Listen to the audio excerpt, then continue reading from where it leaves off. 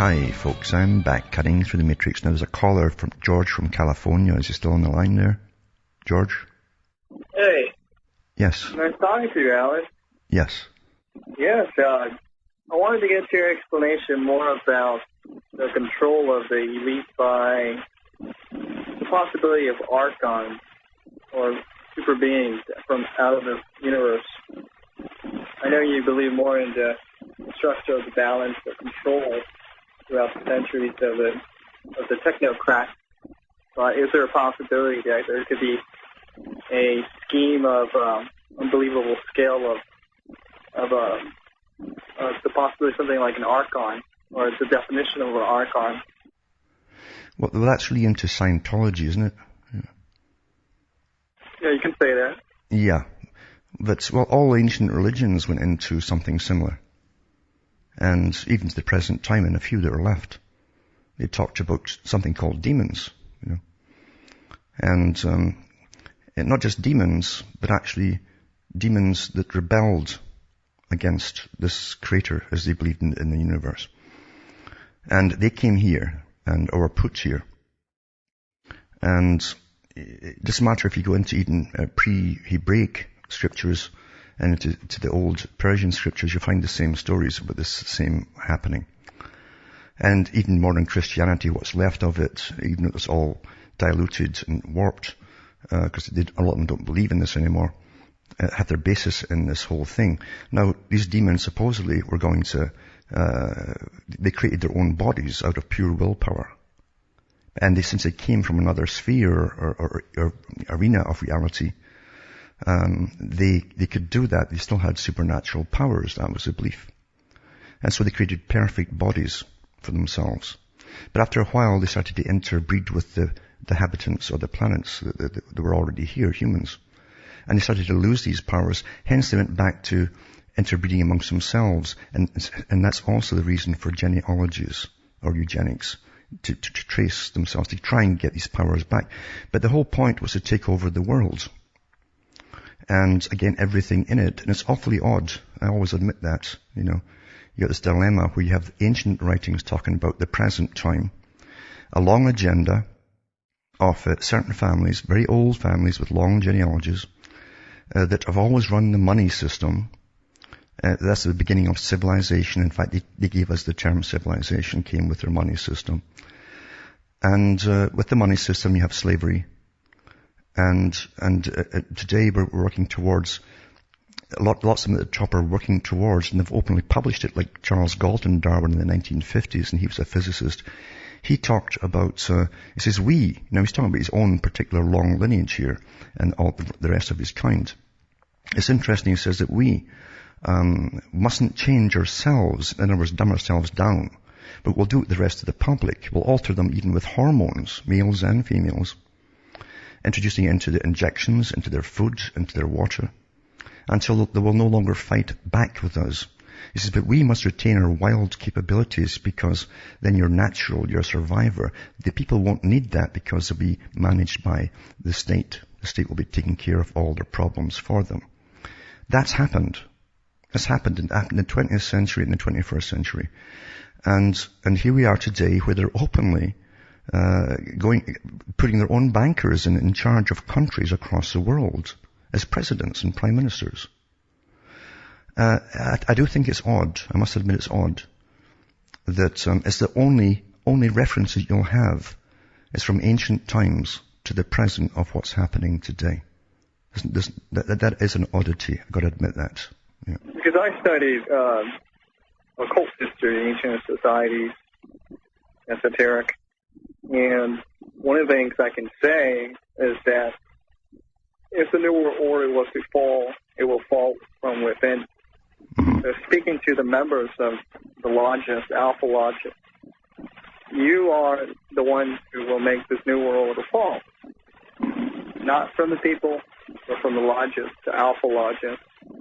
And this is speaking to the members, because the order has been corrupted long ago for corruption that we see today, and we're destroying the world for the purpose of these super beings that this is how they take their power in the writings of the ancients. Yes, and also too, remember too, these same characters have been using all of our tax money to create the weaponry they're using against all of us now. Technotronics, spraying the skies like crazy, poisoning us. And they have their own special facilities to cleanse their blood in a very, very effective way. They passed laws even in Canada, the States, and Britain in 95 that all top bureaucrats and politicians and their families would get special treatment. Didn't say what for. In special army, high-grade army hospital bases. They also have big underground bases. They're prepared for every disaster they could possibly bring on themselves and the things that they couldn't bring on themselves, these natural disasters, to make sure of their own survival. It's just astronomical. It's beyond science fiction. When you even go into look up the arcs. It's called arcs, and it's to do with cryogenics. Just the World Wildlife Forum itself has 3 arcs across the world where they have the genetics, the material of every plant, animal, insect species on this planet. And they've actually frozen stuff for years and brought it back to life. Later on, it's successful. So they're all ready for all these scenarios. That's just one organization. So the big boys think of every possible thing because they're the only ones that really matter. And top levels, even in the agencies of government, they have these talks of always the future, how many must perish so that we may live, etc. It goes on all the time, and in every different scenario they can imagine.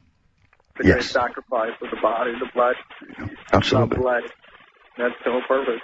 That's how you bring in the power through the blood, sacrificial lamb. Well, they definitely get off on slaughter. There's no doubt about that. They really get their jollies on slaughter.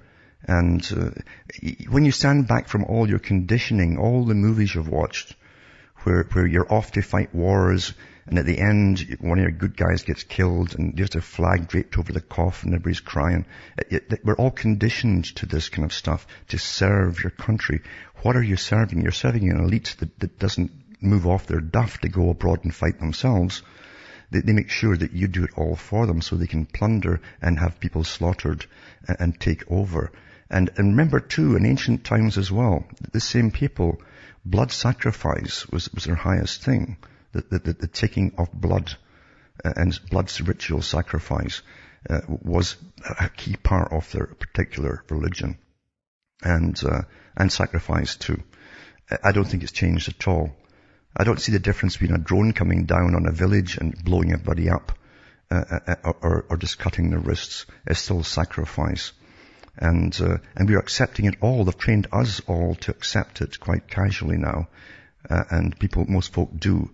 They don't think much about it at all. Source of energy. Just like in the lower lodges, they take the members and make them use their energy for their own purposes. Yeah. Right, it's a source of energy. People don't understand that their bodies are a source of electromagnetic forces that correlate with this universe and this earth. Mm-hmm. And our bodies are structured to be one apart another in a way that we can communicate through our senses. Yeah.